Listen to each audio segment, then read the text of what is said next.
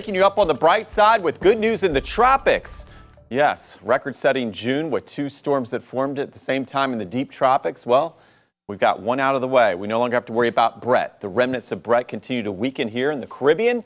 And then we've got Tropical Storm Cindy here. And notice, yes, not much of a cone left to it. That's because it continues to fizzle out in a lot of dry air. So here's Bermuda. You can really make out the dry air in the wind shear here, just tearing it apart. So it's not going to last much longer. In fact, the tropics as a whole, it's hard to believe. I checked my watch. Can you believe Friday is the last day of June?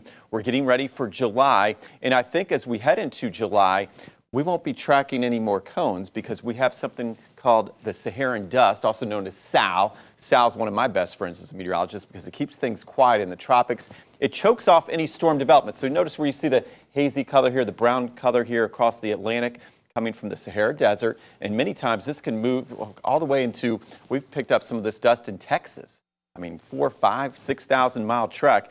But what it does do is it tends to keep the tropics quieter, and hopefully as we start June, that bodes well. And I do think a quieter period is upon us. All right, and speaking of a quiet period, here at home, we've got some upper 70s to low 80s already this morning, and don't expect a cool down. That includes for the St. Pete Pride Day today. Of course, starting at 12 o'clock at Grand Central District, and a street festival should be a lot of fun, but that 87 is going to feel more like triple digits, right? So we're going to take it easy, find our shady spots, and just have a lot of fun.